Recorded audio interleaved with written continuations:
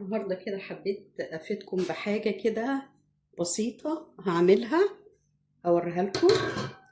انا عندي اللي هي بتاعه الازازه دي اللي احنا بنشيلها، وكنا قبل كده عملنا الازازه منها اللي عملنا منها نحط فيها الخضره وكده. تمام. دي بقى معلهاش حل. دي حاجه كده ممتازه جدا، هتنفعك قوي قوي قوي. هقول لك عليها دلوقتي. انا حبيت بس اقولك على الفكرة دي، هي فكرة بسيطة كده بس هايلة. وعندي الماسورة دي، عندي كذا ماسورة، يعني هي ايه فضلات كده بتبقى عندي، فعندي كذا ماسورة منها. فبرضو لو عندك دي او عندك عصاية العصاية اللي هي اللي بتفوت والكلام ده كله هوريكي دلوقتي. انا عندي كانت المقشه دي كانت بتفوت. انا بس عملتها وقلت اما اجربها الاول واستعملها، وبعدين ايه اقول لكم عليها اذا كانت هتنفع ولا مش هتنفع. تمام. بصوا، شايفين انا عملتها هنا دي بايه بقى؟ بمسمار. دي بلاستيك. فعملتها بالمسمار، سخنت المسمار في الاول كده، وبعدين عملته بورمه، ولقيته ان هو مثلا من هنا كده دي هتبقى واسعة شوية، فحطيت لها حتة، عارفين اللي هي بتاعة الفيشر، بتاعة الفيشر، حطيتها كده. فممكن تحطيها وممكن ما تحطهاش. ما شاء الله ما شاء الله، لقيتها جامدة جدا، ولقيت ان انا ما بستعمل بيها حلوة قوي، وما فوتتش ولا اي حاجة خالص. ودي جبت البوز اللي هو زي ده كده، ورحت عاملاه على البوتاجاز، حطيته عملته كده لحد ما ايه ساح ومسك في ايدي المقشة، في ايد دي، ايد كده برضو، دي ايد مكسورة ملهاش ولا برمة ولا اي حاجة خالص. فقلت اجرب فيها يعني، فلقيتها ما شاء الله ممتازة حلوة قوي وجامدة وجميلة. فقلت ليه بقى ما اعملش طيب في مثلا في اللي ما عنديش فيها حاجة خالص. تمام. شايفين اهي، اهي، اهي، ما شاء الله، حاجة كده ممتازة جميلة جدا، حلوة قوي قوي قوي. هتلف معاكي مش مشكلة، ما انت بتكنسي بيها بتكنسي كده. اهم حاجة ان هي ما بتكونش ولا بتفوت ولا اي حاجة خالص. فلقيتها ممتازة حلوة، وحاجة بنرميها يعني، الحاجات دي بنرميها. تمام. فقلت هعمل بقى في دي فكرة كده معاكم هايلة. بصوا، انا عندي اللي هي دي هعملها نفس الحكاية على عصاية. وهنا دي كانت بتاعت مكنسة قديمة عندي، مش موجودة المكنسة دي. خلاص، يعني كانت اتحرقت وكده واتصرفت فيها من زمان، فلقيت دي عندي. لو عندك دي او عندك اي حاجة تانية، فروحت هحط بصي معاكم، هحط معاكم فيها كده كده. تمام. بصوا من جوه، دخلت من جوه. يا رب تكون واضحة، يا رب تكون واضحة. ثانية واحدة هخليها بس كده واضحة. شايفين هي من جوه اهي، ولا هتلف معايا برضو ولا اي حاجة، هي اتحطت كده، ولا سيحتها ولا عملت في دي حاجة طبعا، ولا اي حاجة خالص، وما بتطلعش. يعني شايفين ان هي ما بتطلعش ازاي. ماشي. هعمل ايه بقى معاكم دلوقتي على البوتاجاز؟ هحط بقى اللي هي دي كده وهسيحها معاكم وهوريكم. يلا بقى بينا. بصوا، انا حطيت لها الايد، المقش البتاع ديت، البتاع دي، الايد بتاعت الاكل دي، المعلقه دي حطيتها كده علشان تمسكها لي، عشان هي طبعا ما بتمسكش من هنا، ما فيش اي حاجه تمسك فيها، فحطيتها علشان تمسكها لي. تمام. لكن عادي يعني ممكن هتتشال عادي. بصوا بقى، شايفين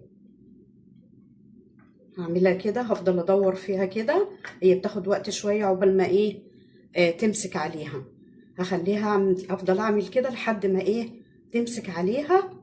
وطبعا دي عشان معدن هتسخن شويه، فانا لازم دي هتاخد وقت شويه في الايه في التبريد بس، لكن العصايه ما بتاخدش وقت خالص. تمام. هعملها كده بقى لحد ما ايه تمسك معايا اهي. حتى هي يعني بتكش كده لوحدها وبتمسك. تمام. وهسيبها تبرد شويه وبعدين ارجع تاني علشان ايه ما تنزلش من على المعدن.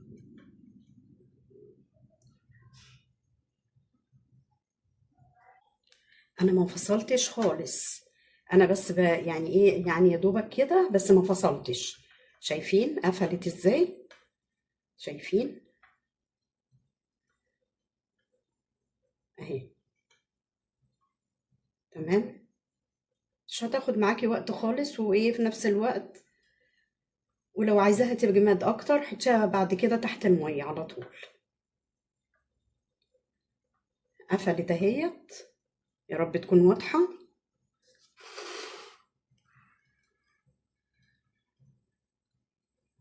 مهم.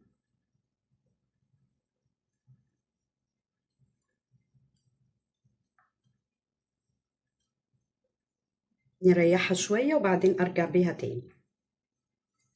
وبرضو ما فصلتش، انا اهو شغالة معاكو على راحتها خالص، بس علشان دي ما تسخنش وتنزلها لي من عليها، فانا بريحها شوية، حاجة بسيطة قوي كده وبرجع تاني. اهي زي الفل.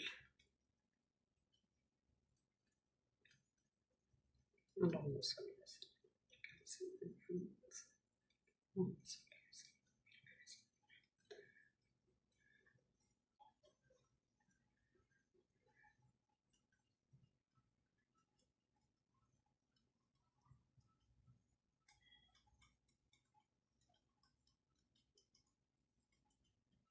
انا مش عايزة افصل خالص، عايزة اخليها كده لحد ما تشوفوها ان هي هتلم عليها.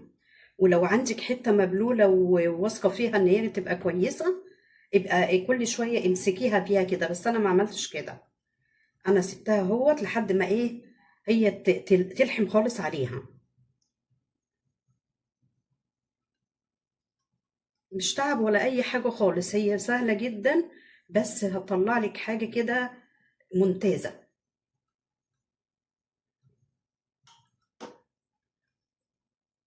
اهو اريح بس شوية وارجع لها تاني علشان دي ما تسخنش، عشان دي لو سخنت عمرها ما هتمسك فيها، هتفضل كل شوية ايه تسيب منها، فهي ما اسيبها كده لحد ما تبرد وبرجع تاني. واللي يخليكي تعرفي ان هي خلاص كده مسكت وهي كويسه، ان هي ما تطلعش هنا معاكي، يعني ما تطلعش. بصي ايدي هي هتطلع وهي ما تطلعش، بس انا عشان امسك بالمعلقه دي فبعمل كده. اوعي ايدك تتحط على دي خالص، يعني دي كده كانك بتسيحي حاجه، فما تحطيش ايدك خالص عليها. بس كده اهي ما شاء الله، كل ما تسيبيها هتمسك اكتر وهتبقى زي الحديد. خلاص. يعني بقى كده نسيبها شويه وبعدين ارجع لها تاني، واقول لكم دي ممكن نعمل منها حاجات كتير قوي قوي قوي. بس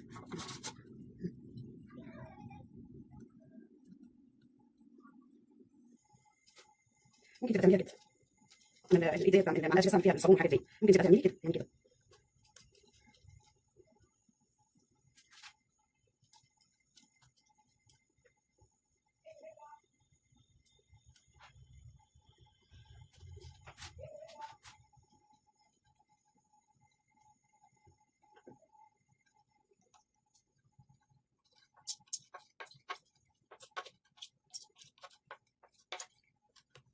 بس تمام كده قوي، بقت زي الفل. مش هنجيب بقى لما تبرد.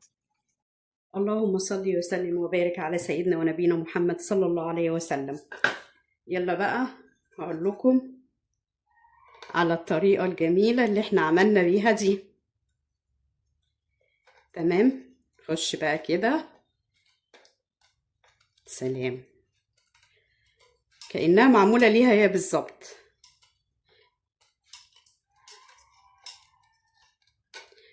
استنى.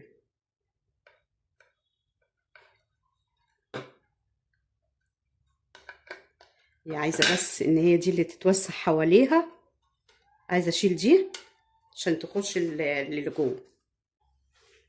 بصوا. عادي خالص، دي بتتشال اهي.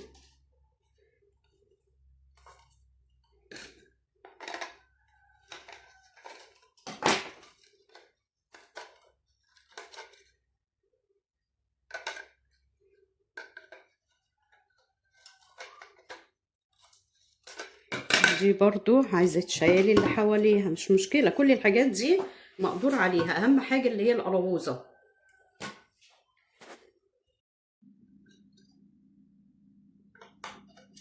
اهو بصوا،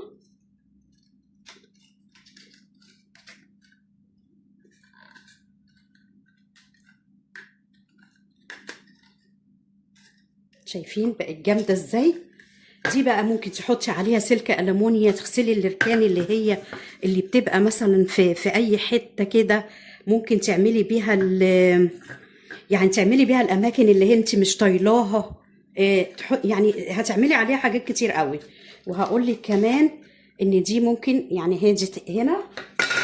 بصي، لو انت كمان انت طبعا لو مش عايزه تحطيها دي، هتحطيها الايد المقشه زي ما بقول لك، هتعملي بيها اللي هي ايه، هتشيلي دي كده وتروحي عاملاها كده.